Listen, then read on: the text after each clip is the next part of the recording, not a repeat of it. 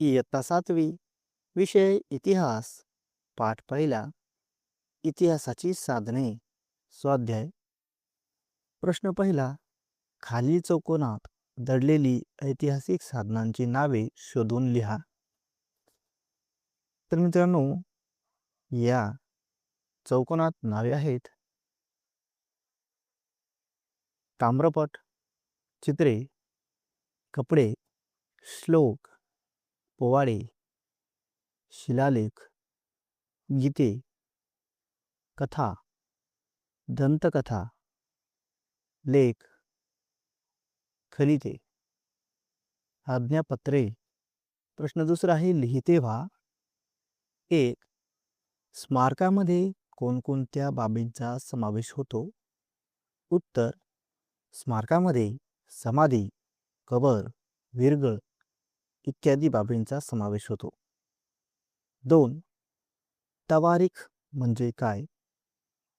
उत्तर: तवारीख म्हणजे घटनाक्रम किंवा तारीखानुसार लिहिलेला इतिहास होय. 3. इतिहास लेखनात लेखकांचे कोणते पैलू महत्त्वाचे असतात?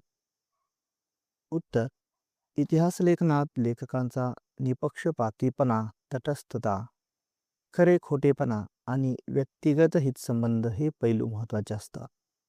प्रश्न तिसरा आहे गटातील वेगळा शब्द शोधून लिहा.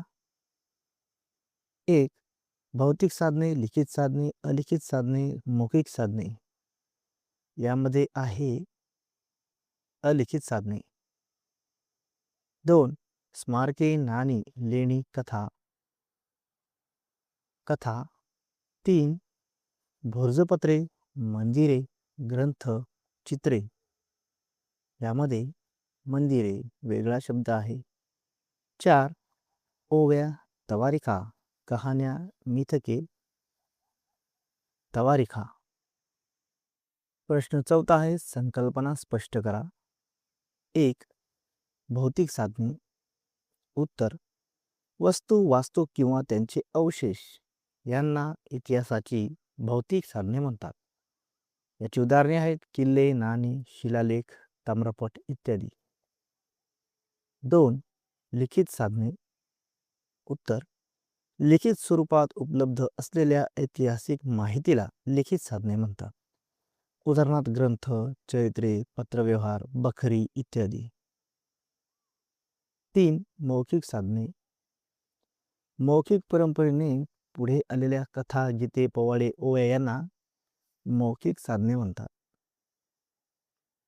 5.